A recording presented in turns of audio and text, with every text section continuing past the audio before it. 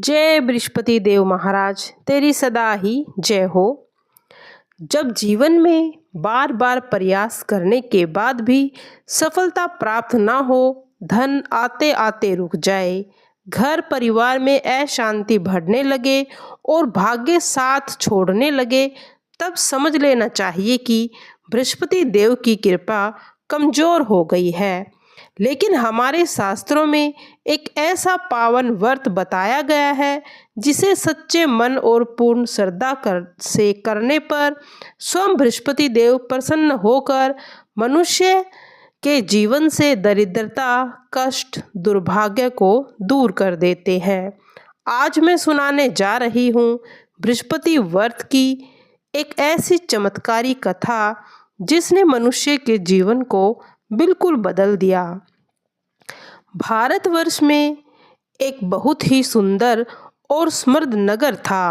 उस राजा का नाम था चंद्रविक्रम। राजा चंद्रविक्रम वैसे तो बहुत पराक्रमी था। उसकी तलवार की चमक से दुश्मन थर थर कांपते थे। उसके राज्य में धन धान्य की कोई कमी नहीं थी। राजा के महल में सोना चांदी के भंडार भरे हुए थे। प्रजा भी अपने राजा के राज में खुशहाल थी। लेकिन राजा चंद्रविक्रम के स्वभाव में एक बहुत बड़ी कमी थी। उसे अपनी शक्ति और अपने धन पर बहुत अभिमान था। सबसे बुरी बात यह थी कि वह बिल्कुल ईश्वर में विश्वास नहीं करता था। राजा का मानना था कि जो भी कुछ है वह अपने बाहुबल और पुरुषार्थ से मिलता है। भगवान या भाग्य नाम की कोई तो चीज ही नहीं होती। वह धर्म, कर्म, पूजा पाठ और दान पुण्य को समय की बर्बादी मानता था। उसके राज्य में यह सख्त आदेश था कि कोई भी व्यक्ति साधु संतों को दान नहीं देगा और कोई भी यज्ञ हवन नहीं करेगा। राजा को लगता था कि दान देने से खजाना खाली होता है और पूजा करने से लोग आलसी बन जाते हैं। वहीं दूसरी ओर राजा की पत्नी रानी आरोही बिल्कुल उसके स्वभाव के विपरीत थी। वह अत्यंत सुशील, धार्मिक और दयालु थी। रानी का मन पूजा पाठ में बहुत लगता था। वह दान पुण्य करती थी, लेकिन राजा के डर से वह हमेशा इसी बात की चिंता सताती रहती थी कि राजा का यह नास्तिक स्वभाव और साधु संतों का अपमान कहीं राजा को कोई बड़ी मुसीबत में ना ला दे। एक दिन की बात है, राजा अपने दरबार में बैठा था। वहाँ एक वृद्ध साधु आए। साधु ने राजा से कहा कि राजन, तुम्हारे पास इतना धन है, इतना बड़ा राज्य है, तुम्हें थोड़ा सा दान पुण्य करना चाहिए। राजा यह सुनकर बहुत ही उस पर क्रोध आ गया। उसने अहंकार में भरकर यह कहा कि यह सारा धन मैंने अपनी मेहनत से कमाया है, किसी और को क्यों दूं? राजा ने उस साधु का अपमान किया और उसे अपने दरबार से निकलवा दिया। साधु के जाते ही उसके भाग्य पर एक काला साया मंडरा रहा था। अब उस पर कोई बड़ी विपदा आने वाली थी। कहते हैं, जब इंसान का अहंकार सिर चढ़कर बोलने लगता है तो उसका पतन निश्चित ही होता है। कुछ ही समय बीता कि राज्य में प्रकृति का प्रकोप शुरू हो गया। जो राज्य कभी हरी भरी फसलों से लहराता था, अब वह आसमान से आग बरसने लगी थी। बारिश का कोई नामो निशान नहीं था। पहले महीना सूखा पड़ा, दूसरा और देखते देखते पूरा साल बीत गया, लेकिन बारिश की एक भी बूंद नहीं गिरी। नदी नाले सूख गए, कुओं का जल स्तर नीचे चला गया और पानी निकलना भी अब मुश्किल हो गया था। जो खेत सोना उगलते थे, वहाँ अब धूल उड़ रही थी। प्रजा के पास खाने को अन्न का दाना नहीं बचा। लोग भूख प्यास से तड़पने लगे। राजा चंद्रविक्रम को शुरू में लगा कि यह कोई सामान्य सूखा है। उसने अपने गोदामों से अनाज निकलवा कर बांटने का आदेश दिया, लेकिन सूखा तो इतना भयंकर था कि राजा के बड़े बड़े गोदाम भी महीनों के भीतर ही खाली हो गए। जो राजा कल तक अपनी दौलत पर इतराता था, आज वह खुद लाचार महसूस करने लगा। प्रजा महल के बाहर आकर रोटी रोटी चिल्लाने लगी। रानी को समझ गई थी कि यह राजा के पापों और अहंकार का परिणाम है। यह देवताओं का कोप है। एक रात रानी ने राजा को बहुत उदास देखा। राजा चंद्रविक्रम अपने कक्ष में सिर पकड़कर बैठे हुए थे। रानी उनके पास गई और धीरे से बोली, महाराज, हमारे राज्य की यह दशा अब देखी नहीं जाती। प्रजा भूखी है और शायद हमसे ही कोई बड़ी भूल हो गई है या किसी दैत्य प्रकोप का यह नतीजा है।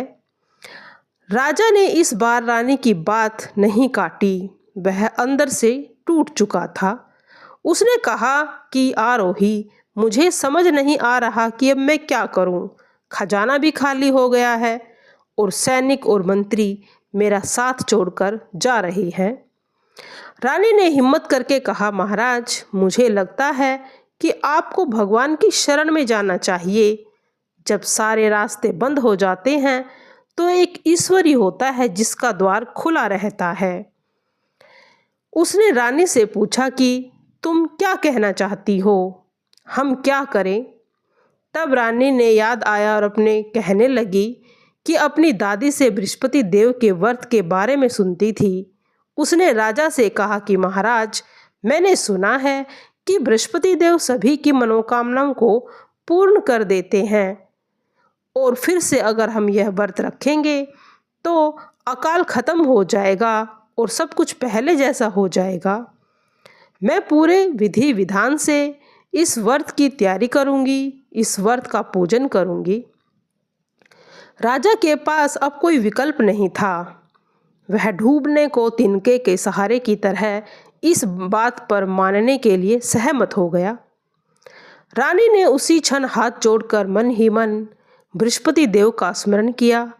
उसने सच्चे दिल से प्रार्थना की कि हे बृहस्पति देव, हमारे जितने भी पाप हैं उसे माफ़ कर देना।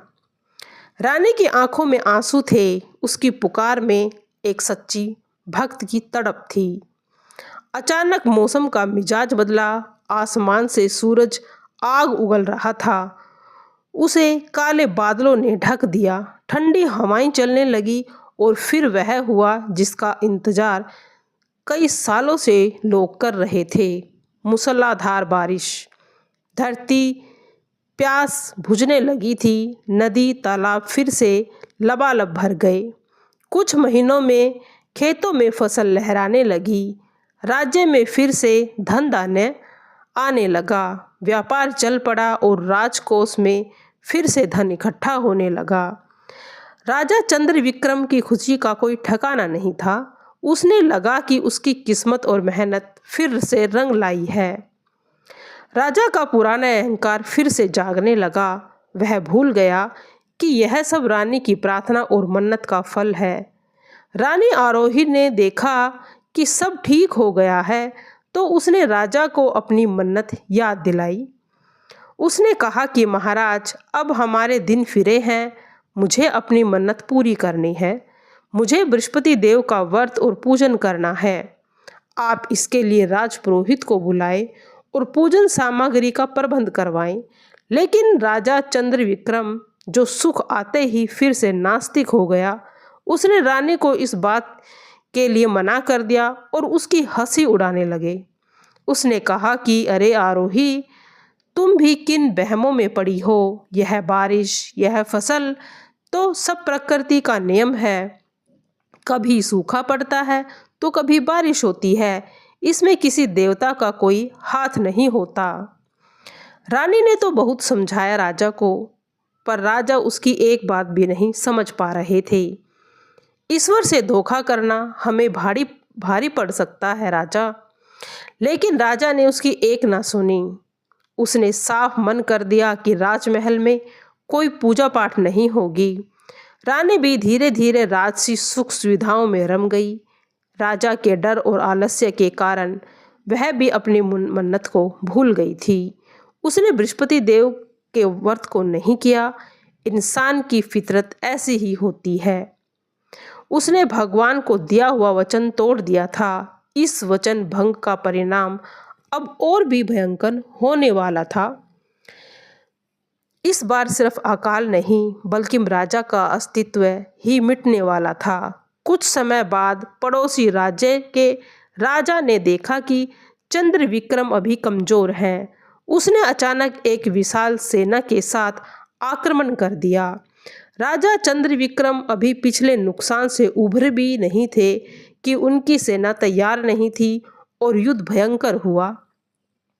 उसका महल, खजाना, हाथी, घोड़े सब कुछ लूट लिया गया। राजा रानी अब अपनी जान बचाकर भागने लगे थे।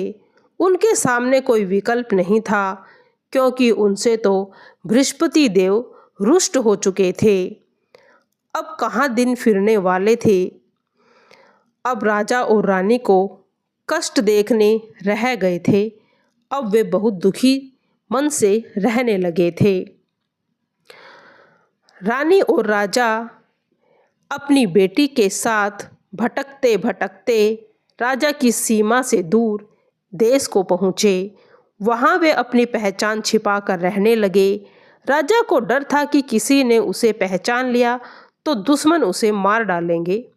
वह गांव छोटा था, वहाँ के लोग बहुत साधारण थे। राजा ने गांव के किनारे एक छोटी सी टूटी झोपड़ी में शरण ली। जिस राजा के इशारों पर हजारों दास दासियां दौड़ते थे, आज उसे खुद जंगल में लकड़ियां बीन कर लानी पड़ती थी। और रानी, जिनके कोमल हाथ कभी फूलों से ज़्यादा भारी चीज़ नहीं उठाते थे, अब घर को लीपना, चक्की पीसनी पड़ती थी। राजा एक मजदूर के रूप में काम करने लगे थे। दिन बिल्कुल गरीबी में आ चुका था। उनकी बेटी जो राजकुमारी थी अब धूल मिट्टी में खेलने लगी थी। राजा चंद्रविक्रम को सब अपनी बेबसी पर गुस्सा आता, लेकिन वह कर भी क्या सकता था। उसे कभी यह एहसास नहीं था कि यह सब उसके वचन भंग और अहंकार का नतीजा है। उस छोटे गांव के एक किनारे टूटी फूटी झोपड़ी में राजा चंद्रविक्रम रानी राहुई के साथ रहने लगे थे। वह राजा जिसके दरबार में कभी न्याय की घंटी बजती थी, अब वह अपने गरीबी में अपना जीवन व्यतीत कर रहे थे। उसने खेत में कभी हल नहीं चलाया, कभी भारी बोझा नहीं ढोया। राजा जंगल जाता, वहाँ सूखी लकड़ियाँ चुन कर लाता। उसके कोमल हाथों में कभी तलवार की मूठ के अलावा कोई सख्त चीज़ नहीं पड़ती थी। अब उसे शर्म आने लगी थी। लकड़ियाँ बेचकर जो थोड़े से पैसे मिलते, आटा और नमक खरीद पाता था। रानी आरोही की हालत अब और भी खराब रहने लगी। वह मिट्टी के चूल्हे पर रोटियां बनाती, लेकिन अक्सर ऐसा ही होता है, जब आप किसी काम को करते हैं तो वह आपके लिए एक कठिन समस्या बन जाती है। उनकी बेटी अभी बहुत छोटी थी, वह इन चीज़ों को नहीं समझ पा रही थी। वह अक्सर अपनी माँ से पूछती कि माँ, हम अच्छे कपड़े क्यों नहीं पहनते, हम अच्छे पकवान क्यों नहीं खा पाते। घर में खाने को अन्न नहीं था। राजा 2 दिन से बीमार था, इसीलिए वह लकड़ी लाने जंगल भी नहीं जा सकता था। घर में थोड़ा सा बचा हुआ अनाज था, अब तो वह भी खत्म हो गया था। राजा चंद्रविक्रम अपनी बेटी की यह हालत नहीं देख पा रहे थे। यहाँ इस गांव में मजदूरी करके हम कब तक जिएंगे, इससे तो अच्छा है कि हम मर जाएं। रानी ने राजा के कंधे पर हाथ रखा और ढाढ़स बताते हुए बोली, स्वामी, आप हिम्मत न हारे, बुरा वक्त आया है तो टल भी जाएगा। मैंने सोचा कि मैं अब क्या व्यापार करूँगा? मुझे व्यापार की समझ नहीं। मेरे पास थोड़ा सा अनुभव है और मैं उसका उपयोग करूँगा। मैं यहाँ खाली बैठकर अपनी पत्नी और बच्चों को मरते नहीं देख सकता। रानी ने चिंतित होकर पूछा कि आप क्या कारोबार करेंगे? एक उम्मीद थी, शायद इस बार कुछ धन कमा कर लाएगा और अपने परिवार के दुख को दूर कर देगा। दूसरे नगर जाने के लिए उसे नदी पार करनी थी। नदी के किनारे एक नाव खड़ी थी। राजा ने नाविक को थोड़े से पैसे दिए और नाव में बैठकर चला गया। राजा एक कोने में चुपचाप बैठा रहा। उसके मन में हजारों विचार चल रहे थे।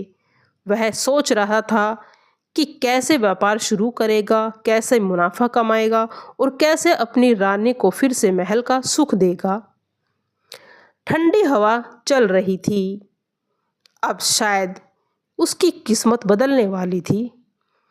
डाकू डाकू बचाओ का शोर सुनाई देने लगा। लोगों की चीख पुकार सुनकर राजा का ध्यान टूटा। उसने देखा कि दो छोटी नाव तेजी से उसकी तरफ आ रही थी। उन नावों में हथियारबंद लोग बैठे हुए थे। यह नदी के लुटेरे थे जो नदी में नावों को लूटते थे। उनके पास कोई सैनिक नहीं था, अब कोई हथियार नहीं था। देखते ही देखते डाकुओं की नाव ने उसे घेर लिया। जान से मार देंगे, डाकू उससे बोलने लगे। किसी ने अपनी अंगूठी उतार कर दी, किसी ने अपनी पोटली थमा दी। राजा चंद्रविक्रम एक कोने में सिकुड़ कर बैठा था। उसके पास कुछ ज़्यादा नहीं था, बस वही थोड़े से सिक्के जो उसने मेहनत से जोड़े थे ताकि वह व्यापार शुरू कर सके। वह सिक्के ही उसकी आखिरी उम्मीद थे। एक डाकू राजा के पास आया और उसकी गर्दन पर तलवार रखकर बोले, ए फकीर, तेरे पास क्या है? जल्दी से निकाल। राजा ने गिड़गिड़ाते हुए कहा, भाई, मैं तो एक गरीब मजदूर हूँ, मेरे पास कुछ नहीं, बस यह थोड़े से सिक्के हैं जिनसे मैं अपने परिवार के लिए रोटी कमाने जा रहा हूँ। निर्दयी डाकुओं को कहाँ अब उन पर दया आनी थी। डाकू सारा माल लेकर वहाँ से चले गए। नाव में बैठे लोग रो रहे थे। अब राजा सोचने लगा कि वह अपनी पत्नी और भूखी बेटी को क्या जवाब देगा। नाव दूसरे किनारे पर पहुंची। राजा लड़खड़ाते कदमों से नीचे उतरा। वह एक अनजान शहर में अनजान लोगों के बीच में बिल्कुल अकेला महसूस कर रहा था। वह बहुत दुखी था। अब यहाँ रानी झोपड़ी में दिया जलाने के लिए तेल तक भी नहीं था। रानी अंधकार में बैठी थी और अपनी किस्मत को कोस रही थी। तभी भूख और कमजोरी के कारण रानी की आंख लग गई और सो गई, लेकिन उसका मन तो जाग रहा था। उसकी सोई हुई एक चेतना में एक अलौकिक घटना घटी।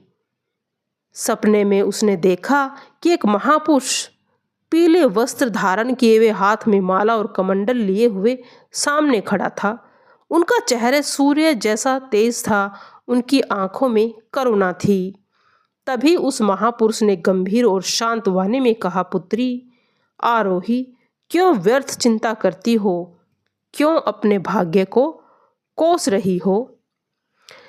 महापुरुष ने कहा, मैं बृहस्पति देव हूँ। जब तुम्हारे राज्य में अकाल पड़ा था तब तुमने मन्नत मांगी थी कि सब ठीक हो जाएगा तो मैं आपका व्रत पूजन करूंगी, पर तुमने ऐसा नहीं किया। आज ये जो तुम्हारी दशा है यह उसी वचन भंग का परिणाम है। रानी चुप हो गई और उसे सब कुछ याद आ गया था।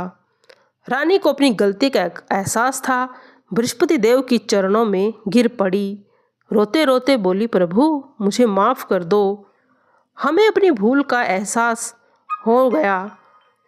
प्रभु मेरे पति पर और मेरे बच्चे पर दया करो, हमें इससे नरक से निकाल दो। मैं आपको वचन देती हूँ, जो भी मैं पहले नहीं कर पाई थी आपका व्रत, अब मैं वह पूरी श्रद्धा भावना से करूँगी। रानी आरोही हड़बड़ा कर उठी। उसका पूरा शरीर पसीने से भीगा हुआ था। सुबह हो चुकी थी। सूरज की पहली किरण झोपड़ी के छेद से अंदर आ रही थी। साक्षात बृहस्पति देव का आदेश था। रानी ने तुरंत अपनी बेटी को उठाया। भगवान ने हमें रास्ता दिखा दिया। अब हमारे जो सुख के दिन हैं अवश्य आएंगे। उस दिन संयोग से ही बृहस्पतिवार था। रानी ने निश्चय किया कि चाहे कुछ भी हो, आज वह बृहस्पति देव का व्रत जरूर करेगी। लेकिन समस्या यह थी, व्रत के लिए सामग्री कहाँ से आए, गुड़ चने की दाल कहाँ से आए। रानी ने अपनी बेटी को साथ लिया और गांव की ओर चल दी। उसने मन ही मन सोच लिया था कि किसी के घर जाकर थोड़ा सा काम मांग लेगी और उधार में कुछ ले लेगी, लेकिन आज व्रत जरूर रखेगी। रानी ने झांक कर देखा तो बृहस्पति देव की पूजा हो रही थी। महिलाएं पीले वस्त्र धारण कर ही रही थी। उसने रानी को अंदर बुला लिया। बुढ़िया माई ने कहा, अंदर आजा। माँ जी, मैं बहुत दुखी हूँ। मेरे पति परदेश गए हैं, घर में खाने को कुछ नहीं है और बस मुझे बृहस्पति देव की पूजा में शामिल कर लो। मैंने सपने में देखा था कि इस व्रत को करने से मेरे दिन फिर जाएंगे। रानी ने बड़े ध्यान से कथा सुनी। पूजा समाप्त हुई। वृद्धा ने रानी को प्रसाद के रूप में गुड़ और चने की दाल दी और साथ में खाने के लिए अन्न भी दिया। रानी की आंखों में आंसू आ गए। उसने बृहस्पति देव का धन्यवाद किया। उसने पूरी विधि विधान से व्रत रखा। उसने गुड़ और चने का भोग लगाया और अपनी बेटी को भी प्रसाद खिलाया। उस दिन रानी को एक अजीब सी शांति महसूस हो रही थी। चारों तरफ लोगों की भीड़ थी। अब वहाँ चंद्र विक्रम राजा कहीं गांव में खड़ा हुआ था। इस भीड़ में राजा खुद दुनिया का सबसे अकेला और इंसान महसूस कर रहा था। उसके पेट में भूख की आग जल रही थी। जो राजा कभी 56 भोग करता था, आज वह एक रोटी को तरस रहा है। राजा बाजार की गली में फिर दूसरी गली में भटकने लगा। उसकी नज़रें हर दुकान पर काम तलाश कर रही थी, साथ ही किसी ऐसे चेहरे को खोज रही थी जो उस पर थोड़ी सी दया कर सके। पैरों में छाले पड़ गए थे। शरीर कमजोरी के कारण कांप रहा था। राजा की आंखों में आंसू आ गए, लेकिन उसने उन्हें गिरने नहीं दिया। वह चुपचाप सिर झुकाकर वहां से आगे बढ़ गया। हे ईश्वर, यह तुमने मुझे किस हाल में पहुंचा दिया। क्या मेरा अहंकार इतना बड़ा था कि आपने मुझे इतनी बड़ी सजा दी है। अमीर लोग उन्हें देखकर भी अनदेखा कर देते। सेठ सुंदवा राजा के पास गए और बड़ी नम्रता से कहा, हे परदेसी, तुम कौन हो? तुम्हारी शारीरिक बनावट और चेहरे का तेज तो बहुत ओज सा बताता है कि तुम कोई भिक्षुक नहीं हो। तुम किसी ऊंचे कुल के लगते हो। राजा चंद्रविक्रम ने सिर उठाकर सेठ की ओर देखा।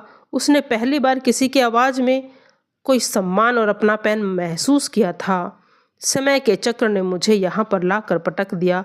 मेरा सब कुछ लुट चुका है। मैं काम की तलाश में नगर में आया हूँ, लेकिन लुटेरों ने मेरी जमा पूंजी छीन ली।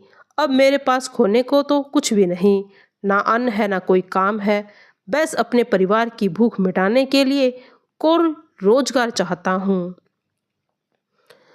मैं तुम्हें रहने की जगह दूंगा, सेठ जी ने कहा। यह सुनते ही राजा की आंखों में चमक आ गई। ऐसा लगा जैसे डूबते को तिनका मिल गया। उसने तुरंत हामी भर दी। राजा ने कहा, सेठ जी, मैं आपका आजीवन आभारी रहूंगा, पूरी मेहनत से काम करूंगा। अब वह अपनी जरूरतों को मानकर पैसा बचाता। राजा दिन रात मेहनत करने लगा। उधर गांव में आरोही हर बृहस्पतिवार को नियम से बृहस्पति देव का व्रत करती। अब उसको खाने की कमी न थी। राजा के जाने के बाद गांव के लोग जो पहले उससे दूर रहते थे, अब किसी न किसी के बहाने रानी की मदद कर देते थे। रानी हर गुरुवार को चने का और गुड़ का भोग लगाती, कथा सुनती, सुहागनों को प्रसाद बांटती। उसकी श्रद्धा ने उसके बुरे दिनों में उसका काटने का आसान कर दिया था। जब परीक्षा लेते हैं तो इंसान को पूरी तरह से निचोड़ देते हैं। उन जेवरों में से 9 लखा हार भी था जो बहुत कीमती था। वह हार बहुत सुंदर और कीमती था। उस खूंटी पर जहाँ पर लटका था वहाँ हार अपने आप से गायब हो गया। पुराणों और कथाओं के अनुसार बृहस्पति देव राजा की परीक्षा लेना चाहते थे। उन्हें यह याद दिलाना चाहते थे कि बिना विधि विधान और अहंकार त्यागे मुक्ति नहीं मिलती। वह हार खूंटी के अंदर ही लोप हो गया, यानी खूंटी ही उस हार को निगल गई। जब सेठानी ने देखा कि वहां पर हार नहीं है तो शोर मचा दिया। सेठ ने कहा कि मैं तो यहाँ राजा इस आदमी को खाना खिलाने के लिए लाया था, पर इसने तो हार ही खा लिया, हार ही ले लिया।